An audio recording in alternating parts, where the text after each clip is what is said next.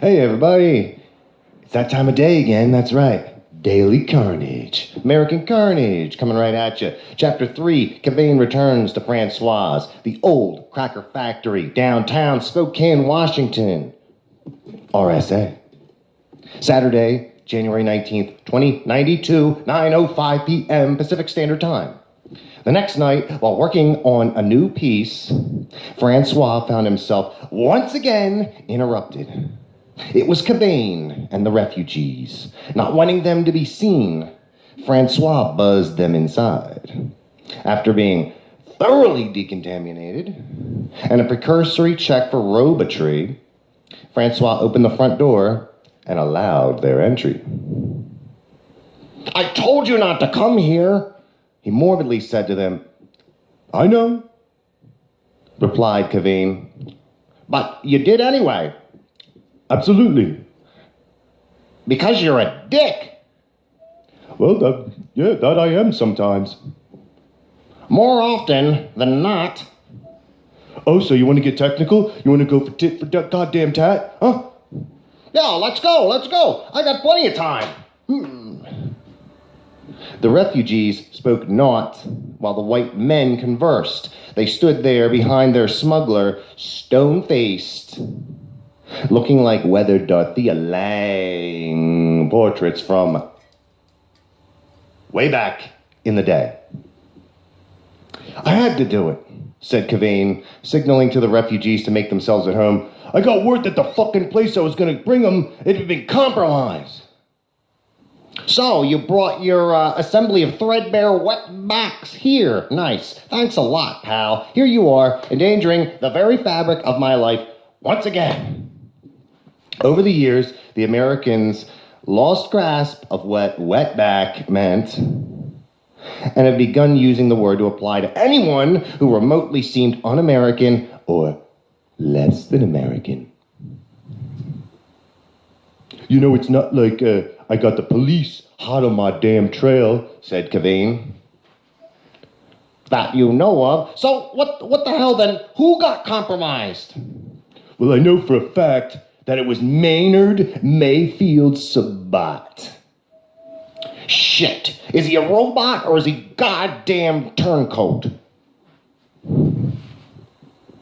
"From what my source told me, it was number 2. "Oh man, they're the worst." "Yeah, you're telling me you can't trust anyone or anything out there anymore." "Except for me, apparently." "Yeah, you and a few others."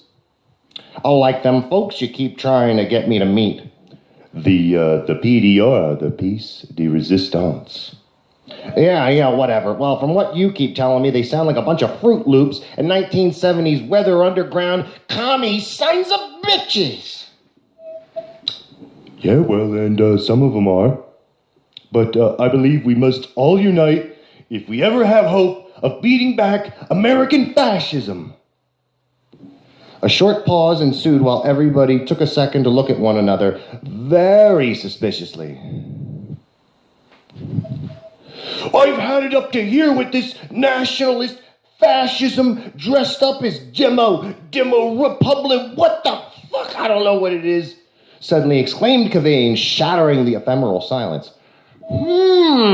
Murmured Francois. He rolled his eyes, uninterested in Kev's skewed rhetoric. "Like the goddamn Hydra, it is. You know, you cut off the head, 2 more grow right the fuck back in place." "That may be true. Perhaps it is we, as a whole, who may be the searing torch necessary to cauterize the beast's bleeding stump. Though I'm not really trying to deal with people with ideas crazier than mine. Them weird political terrorist philosophers, well, they talk you in circles. Not to mention the libero-populist pinheads they got swinging with them." "Yeah, they do like to talk," said Kevane, "right before they blow themselves up at the post office. Or whatever. And you know what?" "What?" "They'll talk you straight into an unmarked grave in the Palouse." "Oh, hell yeah, they will." which is why one must take care not to express too much of one's personal opinions. In America, personal, political, spiritual, or otherwise. I concur, said one of the refugees, a bespectacled musical teacher, whom was not nearly as still and stationary as the rest of his compatriots. Francois cocked his head and stared strangely at the outspoken refugee. You speak English? He uttered, his voice crackled at the behest of his own surprise.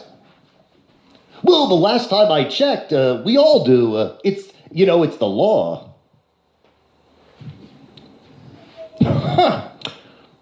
Well, that's interesting, said Francois. What's your name? My name's Jeff. Jefferson Al-Hazmat Sarif. So then I'm just going to call you Jeff then. Righto. Jeff? Yes. Thank you, I guess. You're most welcome. Good and most kind of gracious and welcoming sirs. Fuck, that was his line. You're most welcome.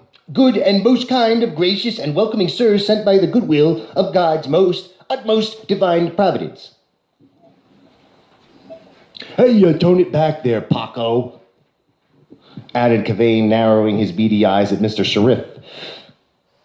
You don't need to hear your whole fucking spiel. You know what I mean, Castor Bean? You lay it on a little heavy. Too heavy, if you ask me. Are you trying to get killed? Huh, man? You have basically been trumpeting yourself as a Muslim since the moment we stepped out the door this morning on this fucking thing. Jeff smiled as courteously as he could muster under the circumstances. And that's the end of the part 1 of the video. Start up again, part 2.